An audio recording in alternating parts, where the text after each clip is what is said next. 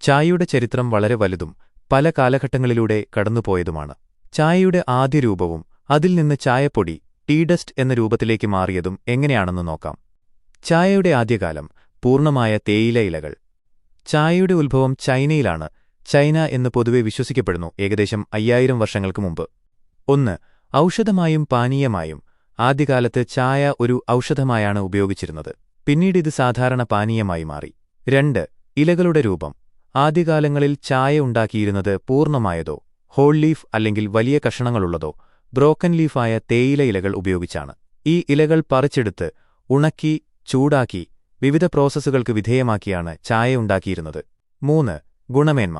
ഈ രൂപത്തിലുള്ള തേയില ഇലകളാണ് പൊതുവെ ഉയർന്ന ഗുണമേന്മയുള്ളതായി കണക്കാക്കപ്പെടുന്നത്. ഇവ സാവധാനം തിളച്ച് കൂടുതൽ സൂക്ഷ്മമായ സ്വാദും ഗന്ധവും നൽകുന്നു. ചായപ്പൊടിയുടെ ടീ ഡസ്റ്റ് ആവിർഭാവം. ചായപ്പൊടി ടീ ഡസ്റ്റ് അല്ലെങ്കിൽ ഫാനിങ്സ് എന്നത് തേയിലയുടെ ഉത്പാദന പ്രക്രിയയുടെ ഒരു ഉപ-ഉൽപ്പന്നം ബൈപ്രൊഡക്റ്റാണ്. 1. നിർമ്മാണ പ്രക്രിയ. പൂർണ്ണമായ തേയിലയിലകൾ സംസ്കരിച്ച് വലുപ്പമനുസരിച്ച് തരംതിരിക്കുമ്പോൾ പൊടിപോലെ വളരെ ചെറിയ കണികകൾ അവശേഷിക്കും. ഇതാണ് ചായപ്പൊടി ടീ ഡസ്റ്റ് എന്നറിയപ്പെടുന്നത്. 2. ന്യായപൂയ രൂപത്തിൽ വന്നത് എങ്ങനെ വ്യാപകമായി. വേഗത്തിലുള്ള ഊറ്റൽ ക്വിക്ക് ബ്രൂയിങ്. ഈ ചെറിയ പൊടിക്ക് വളരെ വേഗത്തിൽ തിളച്ച വെള്ളത്തിൽ അതിന്റെ സ്വാദും നിറവും നൽകാൻ കഴിയും. സാധാരണക്കാരന് പെട്ടെന്ന് ചായ ഉണ്ടാക്കാൻ ഇത് സൗകര്യപ്രദമായി. ചായ ബാഗുകൾ ടീ ബാഗ്സ്.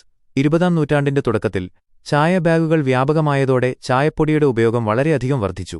ചായ ബാഗുകളിൽ നിറയ്ക്കാൻ ഏറ്റവും അനുയോജ്യമായ രൂപമാണ് ഈ നേർത്ത പൊടി. ചെലവ് കുറവ്.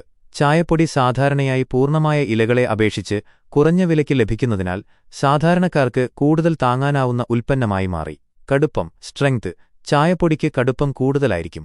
പാൽച്ചായ ഉണ്ടാക്കാൻ ഇന്ത്യൻ ശൈലിയിൽ ഈ കടുപ്പം പലപ്പോഴും ആളുകൾ ഇഷ്ടപ്പെടുന്നു. ചുരുക്കത്തിൽ ചായയുടെ ആദ്യകാല രൂപം വലിയ ഇലകളുള്ള തേയിലയായിരുന്നു.